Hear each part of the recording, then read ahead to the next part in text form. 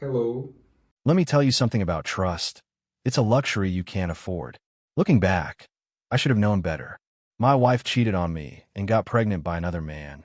My revenge hurt her even more, but I'm getting ahead of myself. If you're reading this, maybe you can learn from my mistakes. Pay attention to the red flags I ignored. Trust but verify. Always. My name is Mason Reynolds. I'm 45 years old, and until last year, I thought I had the perfect life. I met Olivia Garcia during a business conference in Chicago 12 years ago. She was the event coordinator, confident, vivacious, with this infectious laugh that made everyone around her smile. I was instantly captivated. 3 months of long-distance dating, 1 year of engagement, and we were married in a small ceremony in Lake Tahoe. Our life together was comfortable. We bought a colonial-style house in suburban Massachusetts, renovated it exactly how we wanted, and settled into a rhythm that felt right. Olivia transitioned from event planning to HR at a local tech firm, while I built my reputation as a corporate turnaround specialist. My job as an expert in restructuring troubled companies meant frequent travel. I was the guy boards called when their businesses were circling the drain. I'd fly in, analyze operations, cut the dead weight, and implement recovery plans. It paid extremely well, but required me to be away from home for weeks at a time, sometimes in different time zones. You're like a corporate surgeon, Olivia used to say, cutting away the diseased parts to save the patient. She seemed proud of my work, never complained about my travel schedule, and always welcomed me home with enthusiasm. When I walked through the door after being gone, she'd have my favorite meal waiting, maple glazed salmon with roasted vegetables. She'd ask about my trip, listen intently to my stories about dysfunctional executives and corporate waste. I'd bring her little gifts from wherever I'd been, a silk scarf from Milan, artisanal chocolates from Seattle. Our reunions always felt special. I don't know how you do it, my colleague Tom once said during a consulting job in Denver. My wife would have left me with this schedule. I remember laughing it off, feeling secretly superior about my rock-solid marriage. Olivia understands. We trust each other completely, I told him. That trust was my first mistake. Not because trust itself is wrong, but because I let it blind me. I stopped paying attention to the subtle changes. I ignored the increasingly brief phone calls when I was away. I didn't question why her social media activity spiked during my absences. I dismissed the new clothes, the different hairstyle, the gym membership she suddenly couldn't live without. In my line of work, I'm paid to spot irregularities in balance sheets, identify inefficiencies in operations, and recognize when someone is feeding me a line of bull. I can walk into a failing business and within hours identify precisely what's wrong. Yet in my own home, with my own wife, I missed every single warning sign. The day everything changed was completely ordinary. I had just finished a 3-week assignment in Phoenix, turning around a manufacturing company that had been hemorrhaging money for years. I was exhausted but satisfied. The board had implemented my recommendations, the CEO had been replaced, and projections showed the company returning to profitability within 6 months. Another successful rescue operation. I called Olivia from the airport. I'll be home by dinner, I told her. Great, she said, sounding genuinely excited. I have amazing news to share. I had no idea that her amazing news would shatter my world into 1,000 pieces. I arrived home that evening to find Olivia had prepared a special dinner, complete with candles and wine, which she wasn't drinking. That should have been my first clue. You look tired, she said, kissing my cheek. Was Phoenix rough? The usual corporate mess. CFO cooking the books, middle management too terrified to speak up. I loosened my tie and poured myself a glass of Cabernet. But enough about failing businesses. You said you had news. Olivia's face lit up with a smile I hadn't seen in years. She reached for my hand across the table. I'm pregnant, Mason. The wine glass froze halfway to my lips. My mind instantly began calculating, the way it does when I'm reviewing suspicious financial statements. I'd been gone for 3 weeks. Before that, I was home for just 4 days between assignments. And before that, another 2-week stint in Dallas. Wow, I managed. That's unexpected. I know. I was shocked too. I took 3 tests to be sure. I forced a smile, raised my glass. To our family. Later that night, while Olivia slept, I sat in my home office reviewing my calendar. The math wasn't adding up. Over the past 3 months, I'd been home for a total of 11 days, scattered, jet-lagged days where intimacy wasn't always a priority. I opened my laptop and checked credit card statements, a habit from my work. Nothing unusual. Grocery stores, gas stations, her usual online shopping. Then I checked our joint account activity. Regular withdrawals at an ATM near her office. Normal. But something didn't feel right. The next morning over breakfast, I casually asked, "How far along do you think you are?" Olivia shrugged, spreading jam on her toast. "Not sure exactly. Maybe 6 weeks. We'll find out at the doctor's appointment." "I want to come with you," I said, watching her reaction carefully. She seemed momentarily surprised. "You do? Don't you have that situation in Chicago coming up?" I did have a potential client in Chicago, a retail chain on the brink of bankruptcy, but I hadn't mentioned it to her. "How did you know about Chicago?" I asked evenly. "You mentioned it last week on the phone," she said quickly. Too quickly. I nodded, though I was certain I hadn't. "I'll reschedule. This is more important." "That's sweet, but unnecessary. It's just a routine first visit." "I insist," I said, smiling. "I want to be involved from the beginning." Something flickered across her face. Concern? Fear? It disappeared so quickly I almost thought I'd imagined it. "Okay," she finally said. "I'll call today and schedule it." As I watched her pick at her breakfast, I made a decision. For the first time in my career, I was going to apply my professional skills to my personal life. If there was a discrepancy here, I would find it. I've spent my career investigating failing businesses, looking for the cracks that signaled deeper problems. Now I was applying those same techniques to my marriage. Step 1. Gather data without alerting the subject. I told Olivia I needed to work from home for a few days before my next assignment. She seemed surprised but didn't object. While she was at work, I began my investigation. First, I checked our cell phone records. Over the past 6 months, there was a recurring number, dozens of texts and calls, always during my travel periods. The number wasn't saved in our shared contacts.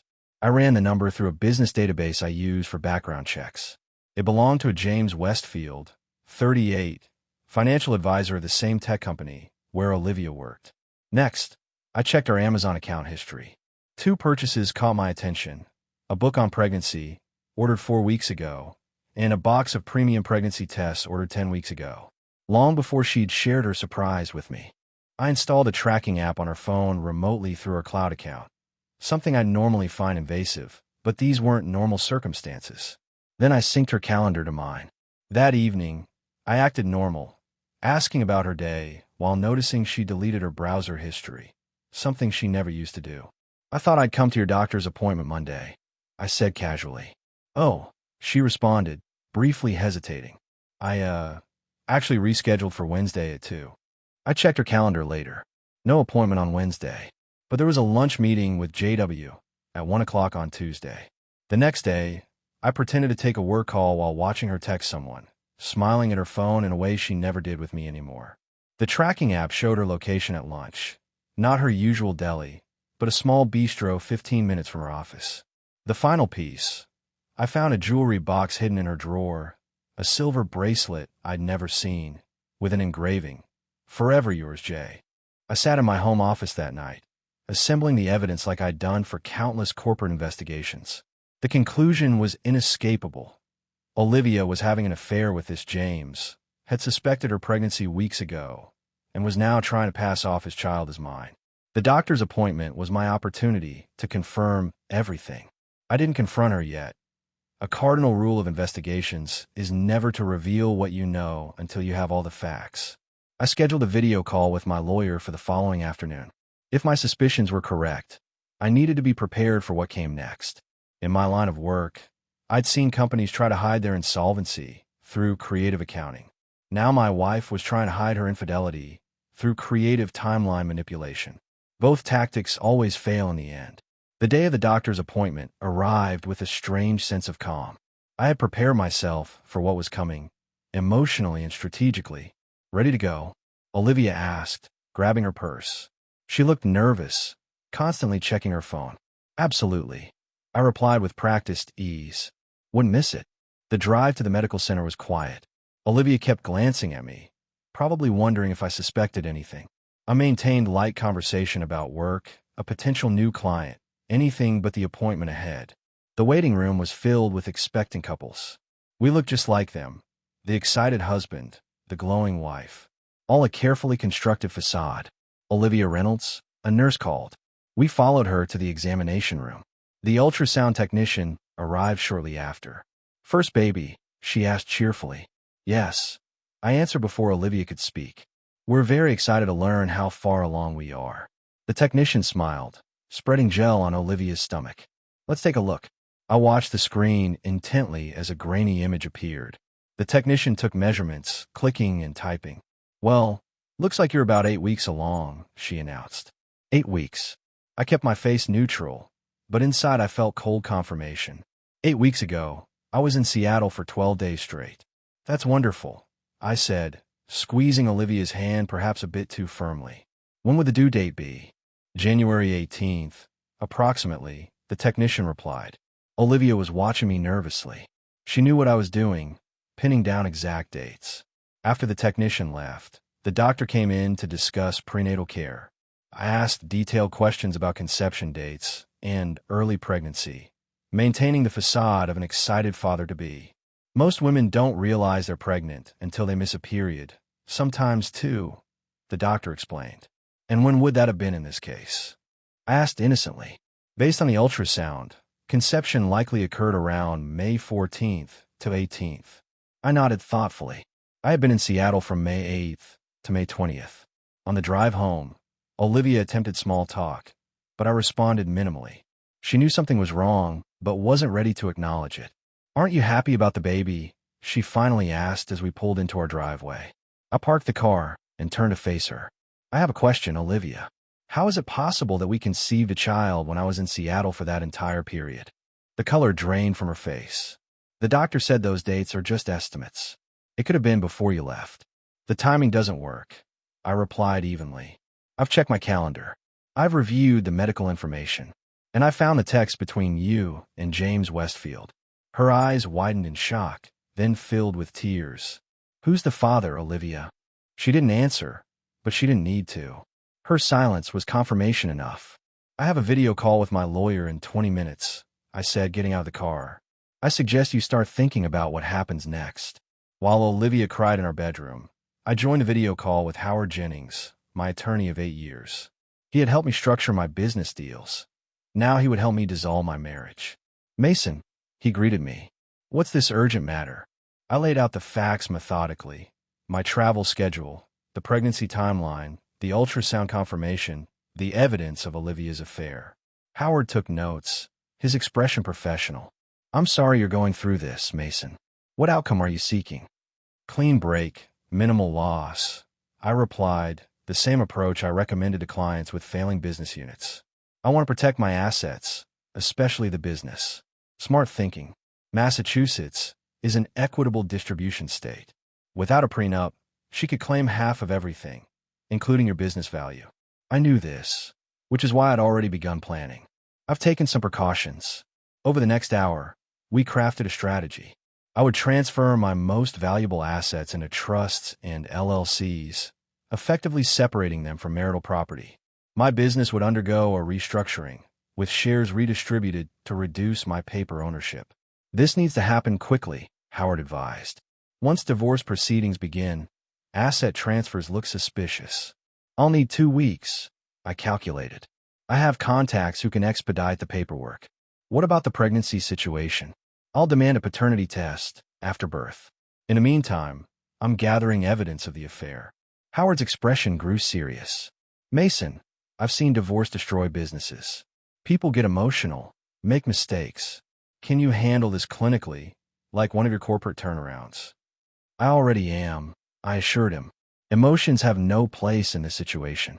After the call ended, I created a detailed action plan, assets to transfer, documents to prepare, evidence to secure.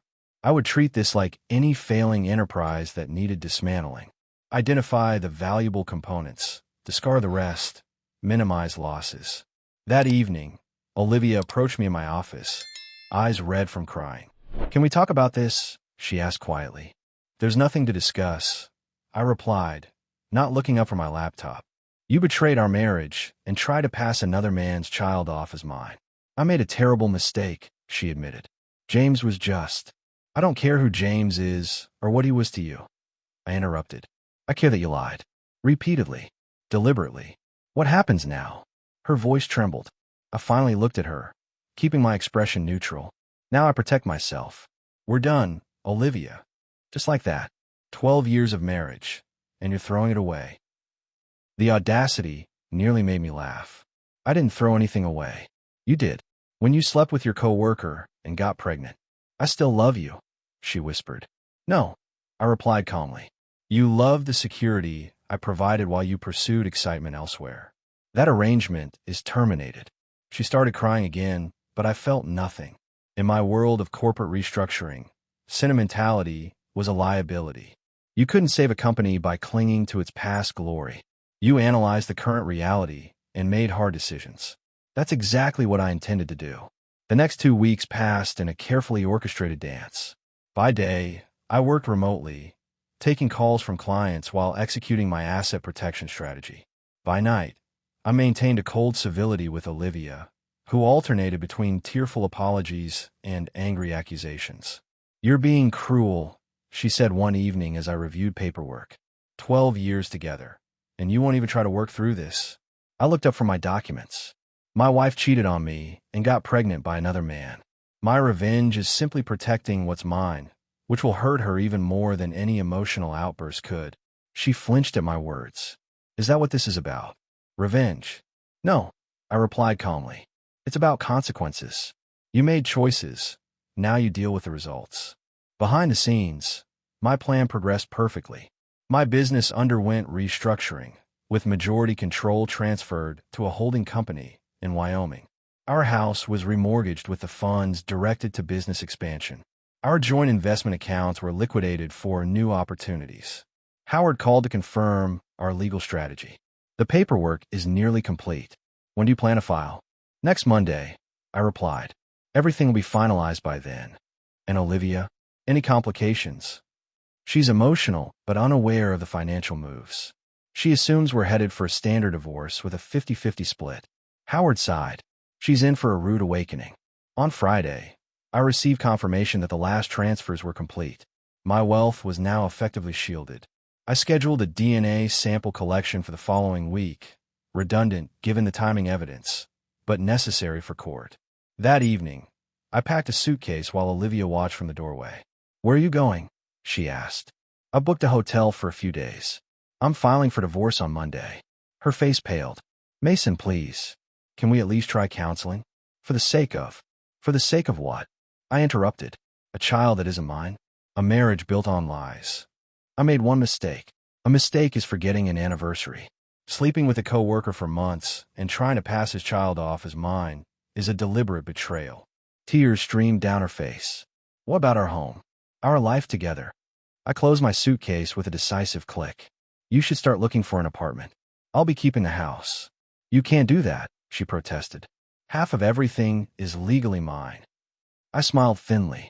We'll see about that. As I drove to the hotel, my phone buzzed repeatedly with Olivia's calls. I ignored them all. Once checked in, I sent a brief text to James Westfield. You should know Olivia is pregnant with your child. I'm divorcing her Monday. She's your responsibility now. Then I blocked his number too. Monday morning arrived with a clarity I hadn't felt in weeks. I met Howard at his office at 8 a.m. sharp, dressed in my best suit. The same one I wore when closing major business deals. All the paperwork is ready, Howard said, sliding a thick folder across his desk.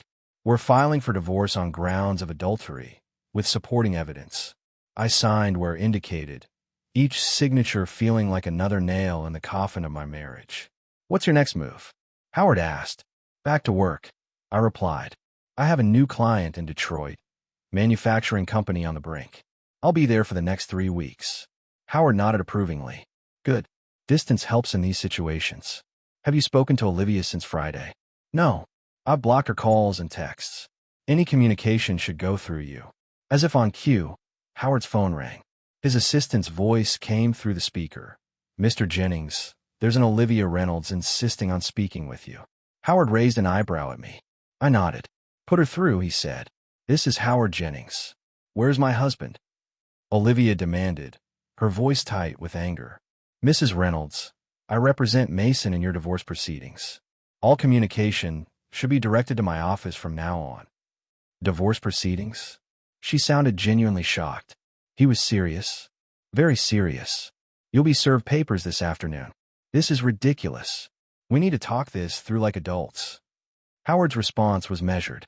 "I suggest you retain counsel, Mrs. Reynolds. The filing includes evidence of your extramarital affair and pregnancy." Silence followed, then a strangled sound somewhere between a gasp and a sob. "You can't just," she began. "Additionally," Howard continued smoothly, "we've included a petition regarding the marital assets. Mr. Reynolds has documentation showing his significant separate property interests in most major assets." "What does that mean?" Olivia's voice had lost its edge.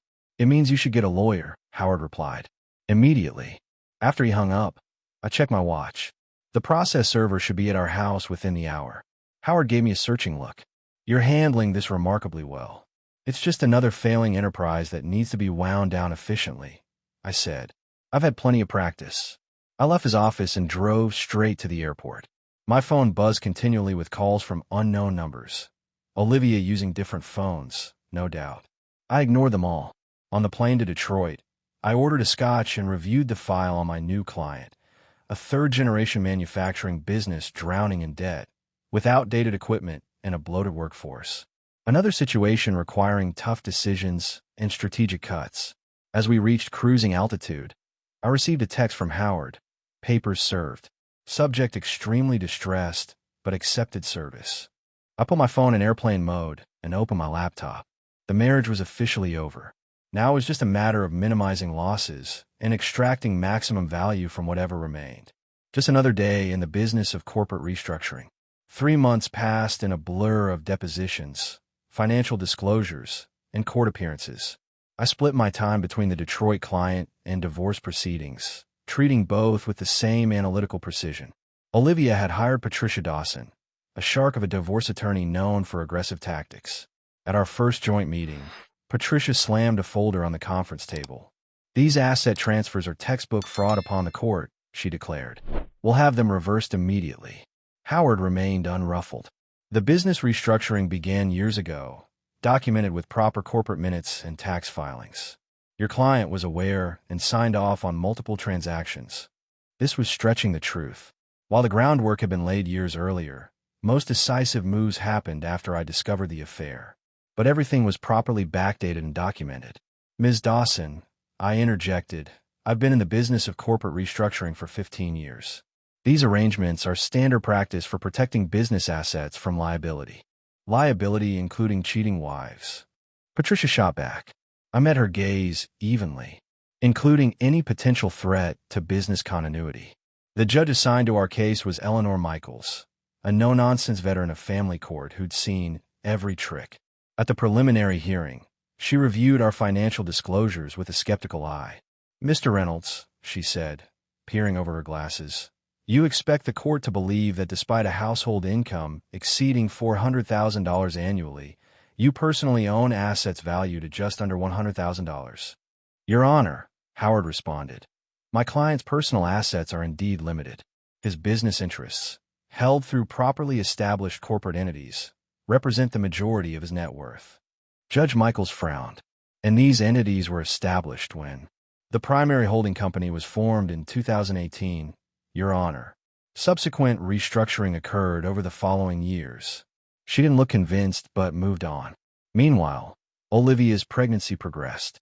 At 6 months along, she appeared in court visibly showing, clearly hoping to garner sympathy. Judge Michaels remained unmoved. "The paternity issue is not before this court today," she stated firmly. I'd already filed a separate motion disavowing paternity, with evidence of my travel schedule and the medical confirmation of conception dates. A DNA test would follow after birth, but it was merely a formality at this point. Between hearings, Olivia attempted reconciliation through mutual friends. She sent messages through Tom and his wife, suggesting counseling, claiming hormonal confusion had led to her mistake. I declined all overtures. James Westfield had apparently vanished from the picture once I'd texted him about the pregnancy. According to office gossip relayed by former colleagues, he'd requested a transfer to the company's Austin office shortly after. She made her bed, I told Tom when he pressed me to reconsider. Now she gets to lie in it alone. Tom shook his head. I barely recognize you anymore, Mason. You used to have a heart. I shrugged. I still do. I just keep it where it belongs, out of business decisions. 7 months after filing for divorce, we arrived at the final hearing. The Detroit client had been successfully turned around. Unprofitable divisions shut down, workforce reduced by 30%, new manufacturing processes implemented. The company was now cash flow positive for the first time in 5 years. If only divorces could be resolved so efficiently. Judge Michaels entered the courtroom, reviewing her notes before addressing us. This case has presented unusual challenges regarding asset division and paternity claims. I've reviewed all evidence thoroughly. I sat beside Howard, my expression neutral. Across the aisle, Olivia was now 8 months pregnant, her attorney hovering protectively. Regarding financial matters, Judge Michaels began, I find Mr. Reynolds' business structures to be legally established, albeit with questionable timing for certain transactions. Patricia Dawson straightened, sensing an opening, but the judge continued. However, I also find that Mr. Reynolds has proven these structures follow his established business practices and predate the marital issues. Howard subtly nodded in satisfaction. Therefore, the corporate assets will remain separate property. Mrs. Reynolds is entitled only to her portion of explicitly marital assets, as outlined in Exhibit C. Olivia's sharp intake of breath was audible throughout the courtroom. Exhibit C limited her to roughly 15% of our total net worth. The house, 1 investment account, and half of my 401k. As for the paternity matter, Judge Michaels continued, Mr. Reynolds has provided compelling evidence that he was physically absent during the conception period. DNA testing will still be required after birth, but the court acknowledges the strength of the circumstantial evidence. She continued methodically through custody arrangements, none, given the paternity evidence, and finalized the division of remaining property. This divorce is hereby granted. Parties are free to remarry after the statutory waiting period. Outside the courtroom, Olivia approached me, her eyes red-rimmed. You've taken everything, she said, voice trembling. The house, the savings, my security. Are you satisfied now? I regarded her calmly. I took nothing, Olivia. I protected what was rightfully mine. You gambled with our marriage and lost. Where am I supposed to go? What about the baby? That's between you and James. I suggest contacting him in Austin. She looked shocked. How did you? I know everything, I said simply. I always find out eventually. It's what I do. Howard appeared at my elbow, subtly suggesting we leave. As we walked toward the elevators, Olivia called after me. I hope your business success keeps you warm at night, Mason. That's all you ever really cared about anyway. I didn't turn around. Her words contained more truth than she realized. My business was predictable, controllable. People weren't. That evening, I sat in my hotel room reviewing acquisition targets for a new client. My phone buzzed with a text from Tom. Heard about the verdict. Brutal, man. You okay? I texted back. Just business as usual. And it was. Throughout my career, I dismantled failing operations to extract maximum value. This divorce was no different. Identifying the valuable assets, cutting losses, moving forward efficiently. The marriage had been just another failed enterprise. And I'd salvaged everything worth keeping. 1 year after the divorce was finalized, I stood in my new penthouse overlooking Boston Harbor. The lights of the city reflected on the water, mirroring the stars above. It was a view I'd earned. My phone buzzed. A text from Howard. DNA results confirmed what we already knew. 0% probability of paternity. Case officially closed. I set the phone down without replying. The formal confirmation was merely paperwork at this point. I'd known the truth from the beginning. The Detroit company I'd rescued had been acquired by a major conglomerate, netting my firm a substantial success fee. I'd used part of it to open a second office in Chicago, expanding my corporate restructuring practice. I'd heard through the grapevine that Olivia had moved back to her hometown in California after selling the house. James Westfield had apparently refused to participate in the child's life, offering only minimal court-mandated support. She was living with her parents, working remotely for a smaller tech firm. Tom still criticized my handling of the divorce, though less frequently now. "You could have been more generous," he said during his last visit. "Given everything you have, would it have killed you to help her get started somewhere?" It wasn't about the money, I told him. It was about consequences. Actions have them. Always. In my business, I'd seen countless executives make catastrophic decisions, then expect bailouts and golden parachutes. I refused to offer Olivia what I denied to failed corporate leaders: a consequence-free reset. I poured myself a scotch and reviewed the quarterly reports for my newest client, a healthcare conglomerate with 3 failing divisions and bloated administrative costs. Tomorrow, I'd present my restructuring plan: close 2 divisions, consolidate administration, reduce headcount by 40%. Some would call it heartless. I called it necessary. Emotions had no place in business decisions, just as they had no place in my response to betrayal. The lesson I learned from my failed marriage had made me even better at my job. Sentimentality was the enemy of sound judgment. Clean, decisive cuts were sometimes the only way forward. My phone buzzed again. A woman I'd been seeing casually, wondering if I was free for dinner. "Not tonight," I texted back. "Early presentation tomorrow." She replied with a simple, "Okay."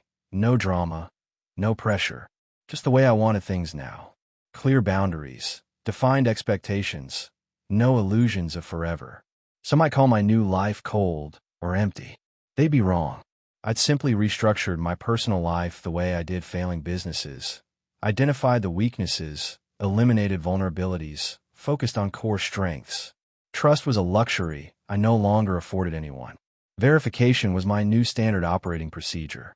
And unlike my marriage, my business continued to thrive because of it. Looking out at the harbor, I raised my glass in a silent toast. To lessons learned. To consequences delivered. To a future built on stronger foundations than blind trust and broken promises. Bye.